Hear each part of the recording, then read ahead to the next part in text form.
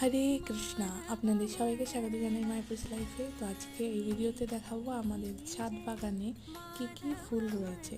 তো দেখুন, অনেক সুন্দর এবং বিভিন্ন কালারের চন্দ্রমল্লিকা রয়েছে, সাদা, অরেঞ্জ, হলুদ, বেগুনি। তো এই ফুলগুলো আমরা ভগবানের সেবায়, আরতি করতে এবং পূজা করতে ব্যবহার করি। তো অনেক সুন্দর এই ফুলগুলো। আপনারাও ছাদ বাগানে এরকম গার্ডেন করতে পারেন। এই ফুলটা অনেক বড় হবে, এটা এখনো ফোটেনি, এটা আরও ফুটবে। তো অনেক সুন্দর।